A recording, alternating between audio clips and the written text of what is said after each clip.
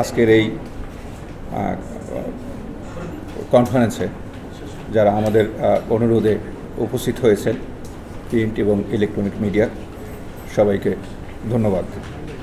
আজকে আমরা একটু কথা বলবো আপনার ঢাকা জেলার বর্ষিয়ান আওয়ামী লীগ নেতা ছিলেন, যিনি আমৃত্যু ঢাকা জেলা আওয়ামী লীগের সভাপতি ছিলেন এবং প্রাক্তন সাংসদ জনাব শামসুদ্দোয়া খান মজলিসের স্ত্রী জনাব সেলিমা খান মজলিসের মৃত্যুর রহস্য নিয়ে 14ই জুলাই 2011 সালে সকালবেলা বাংলাদেশ টাইমের সকালবেলা ইলোরা খান মজলিস, যিনি ভিকটিমের ছোট মেয়ে, তিনি মার্কিন যুক্তরাষ্ট্র থেকে টেলিফোন করেন তার মাকে। মা টেলিফোন ধরে না ধরার কারণে তিনি তার নিচে বসবাসকারী বড় বোন শামীমা খান মজলিসকে রিং করেছেন যে মা টেলিফোন ধরে না, একটু দেখো তো কী হয়েছে। শামীমা মজলিস তার পাশের ফ্ল্যাটে তার মেজো বোন সেজো বোন সেলিনা খান মজলিস সেই সেলিনা খান মজলিসকে নিয়ে উপরতলায় যায়। গিয়ে তার মায়ের কক্ষে কিছু দেখতে পান যে তার মা গুরুতর আহত অবস্থায় তার ভাইয়ের রুমের পাশের খাটে, যেখানে তার মা গিয়েও মাঝে মাঝে শুতো, সেখানে সে গুরুতর জখম অবস্থায় শুয়ে গোঙাচ্ছে। ওনাদের ডাক চিৎকারে, উনি যেটা আমাদেরকে প্রথমে বলছিলেন যে ডাক চিৎকারে আশেপাশের লোকজন আসেন, আত্মীয় স্বজন আসেন। সেখান থেকে তাকে এনাম মেডিকেল কলেজ হাসপাতালে নিয়ে যাওয়া হয়। একদিন চিকিৎসার পরে এটি মাননীয় প্রধানমন্ত্রীর নলেজে যায় এবং মাননীয় প্রধানমন্ত্রী চিকিৎসার দায়িত্ব নেন এবং সেলিমা খান মজলিসকে সিএমএইচে নিয়ে আসা হয় এবং 4 দিন সেখানে এই আইসিইউতে থাকার পরে সেখানে তিনি মারা যান। ঘটনা ঘটেছিল 14ই জুলাই। 15ই জুলাই সেলিমা খান মজলিসের ভাই এই শফিউল খান সাহেব থানায় একটি মামলা করেন অজ্ঞাতনামা বিরুদ্ধে 326-307 ধারায়, কারণ তখনও আমাদের ভিকটিম সেলিমা খান মজলিস বেঁচে ছিলেন। পরবর্তী তিনি মৃত্যুবরণ করলে এই মামলাটি একটি খুনের মামলায় রূপান্তরিত হয়। 9 দিন থানা পুলিশ মামলাটি তদন্ত করে এবং মামলাটি তদন্ত শেষে 9 দিন পরে এইটি চলে যায় সিআইডিতে। সিআইডির একজন সিনিয়র অফিসার মামলাটি তদন্ত করে এবং 14 মাস তদন্ত শেষে একটি ফাইনাল রিপোর্ট জমা দেন এবং ফাইনাল রিপোর্টটিতে ধারণা দেওয়া হয় সে সেলিমা খান মজলিস আত্মহত্যা করেছেন। সেই সময় আদালত আবার এই 15 সালের অক্টোবর মাসে আদালত সেই ফাইনাল রিপোর্টটি অ্যাকসেপ্ট করে ফেলেন এবং সেই সময় আমরা যেটুকু শুনেছি, আমাদের যে বাদী উনি এখানে উপস্থিত আছেন, উনি মৌখিকভাবে সম্মতি দিয়েছেন যে যেহেতু সবাই বলছে তিনি আত্মহত্যা করেছেন, সুতরাং তিনি মামলাটিতে আর নারাজি দিতে ইচ্ছুক নন। এই কারণে মামলাটির পরিণতি ওখানে শেষ হয়ে যায়, ফাইনাল রিপোর্ট অ্যাকসেপ্ট হয়ে যায় এবং নিয়ম অনুসারে সেই মামলায় যে সকল আলামত ছিল সেই সব আলামত আদালতের নির্দেশে ধ্বংস করে দেওয়া হয় এবং প্রসেস অনুযায়ী এই ডকেটটি এখন চলে যাবে হলো ডিস্ট্রিক্ট কালেক্টরের অফিসের রেকর্ড রুমে, যেখানে 12 বছর রেকর্ডটি থাকার কথা। সেই অনুসারে এই প্রসেস মেনে মামলার ডকেটটি থানায় পাঠানো হয়। রান্নাঘরের যে ওয়াল, সেই ওয়ালের সুইচ বোর্ডটি ভাঙা এবং সেখানে 2টা তার বের করা, এইসব বিভিন্ন খুঁটিনাটি ডিটেলস আমরা এগুলো লিখে রাখছি।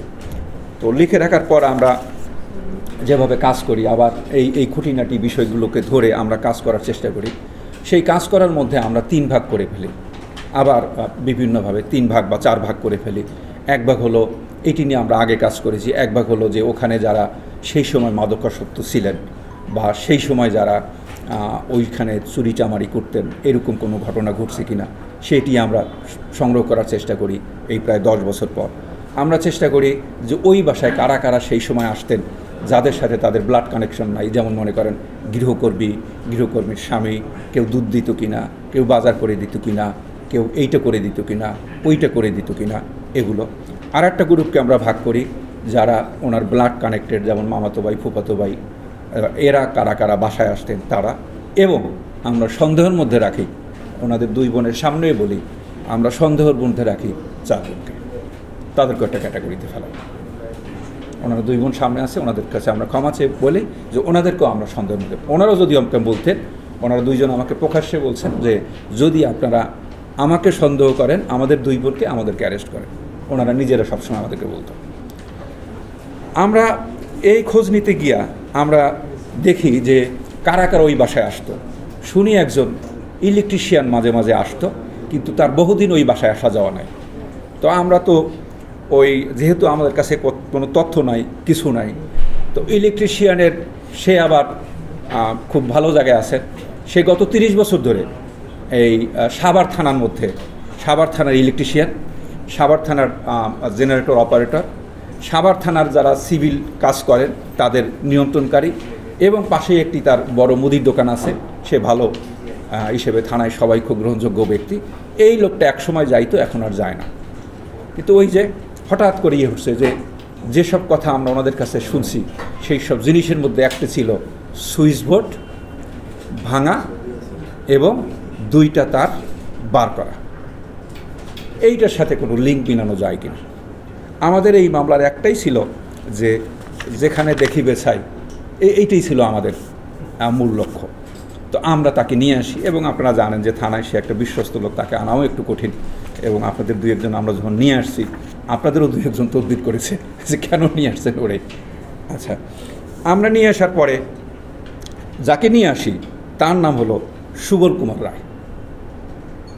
সুবল কুমার রায় সে এখন একটি বয়স্ক লোক, সে 50-এর ঊর্ধ্ব বয়স, বাড়ি নেত্রকোনা। সে সাভারে ভাগ্যান্বেষণে আসে এবং সে ইলেকট্রিকের কাজ শিখছে 1998 সাল থেকে ওই বাসায় যাওয়া আসা। কারণ আমাদের খান মজলিস সাহেব, আমাদের সেই প্রাক্তন সাংসদ খান মজলিস সাহেব ওনাকে পছন্দ করতেন, সেই কারণে ওই বাসায় যায়, মাঝে মাঝে ছোটোখাটো ইলেকট্রিশিয়ানের কাজ করে দেয়, এবং এই অন্য কোনো কাজ থাকলে সে মাঝে মাঝে করে দেয়। এইটি হলো তার পরিচয়, এইটি সে বলছে।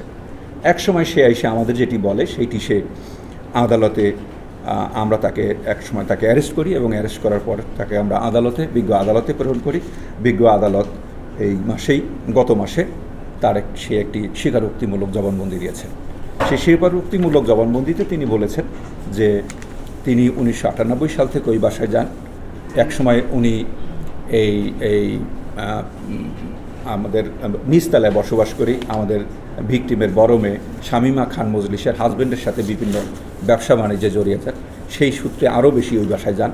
একসময় এই শামীমা খান মজলিসের সাথে 2001 সালে একটু শারীরিক সম্পর্কে বা পরকীয়ায় জড়িয়ে যান।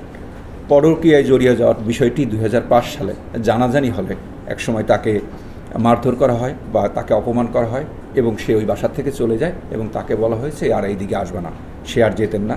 2008 সালে এই আমাদের সুবল কুমার রায় বিয়ে করেন এবং সে থিতু হন, বাট 2011 সাল থেকে আবার সে ওই বাসায় যাওয়া আসা শুরু করেন। যেদিন এই ঘটনাটা ঘটেছে, তাকে গুরুতর জখম করার, সেই দিন ভোরবেলা 6:30টার দিকে ফজরের নামাজের সময়, ফজরের নামাজ পড়ে ভিকটিম সেলিমা খান মজলিস ছাদে উঠেছিলেন, উনি দোতলায় থাকেন, পায়চারি করতে। তখন দেখেন যে সুবল চুপে চুপে এই বাড়ির দিকে আসছে।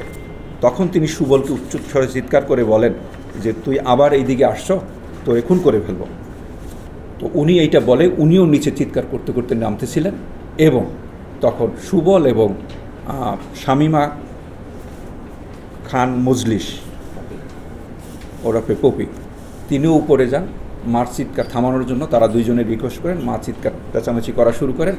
তখন পিছন থেকে তাকে সামলানোর জন্য এই শামীমা খান মজলিস জাপিয়ে ধরে মাকে। আর তখন সুবলের ভাষ্য হলো তিনি আতঙ্কিত হয়ে পড়েন। তখন পাশে ছিল একটি ফল কাটা ছুরি, সেই ফল কাটা ছুরি দিয়ে এক পাশে 2 পোজ দেন এবং আর এক পাশে আর একটি পোজ দেন। পোজ দেওয়ার পর তখন দেখেন যে মরে নাই, বা উনি তখনও চিৎকার করতেছে। তখন তার মাথায় হলো, সে তো ইলেকট্রিক মিস্ত্রি, সে সেইটি ভালো জানে। সে তখন ওই ভাঙছে, ইলেকট্রিক বোর্ডটা ভাঙছে, ভেঙে ওই তার টেনে বের করছে। তার টেনে বের করে ওই ইলেকট্রিক শক দিছে, যেটি পোস্টমর্টেম বা কোথাও আসেনি, বা এরকম কোনো আমাদের কোনো আলামতও ছিল না। তো এইটি করার পরে ও আরও আতঙ্কিত হয়ে যায়, এবং আতঙ্কিত হওয়ার পর সে চলে যায়। এর বেশি তিনি আর বলেন না।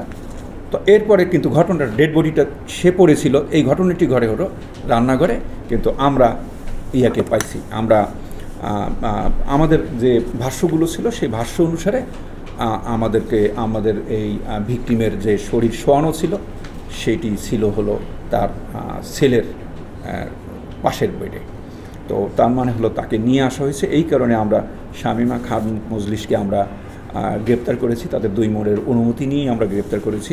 গ্রেপ্তার করার পর তিনি আমাদেরকে এখন পর্যন্ত কোনো সত্য স্বীকারোক্তি দেননি, তবে আমরা আরও কিছু লোককে গ্রেপ্তার বা চেষ্টা করছি এবং আমাদের এই মামলাটা শেষ পর্যন্ত একটি রহস্য উন্মোচনের জায়গায় এসছে এবং এই কারণে আপনাদের আমরা আসতে বলেছি।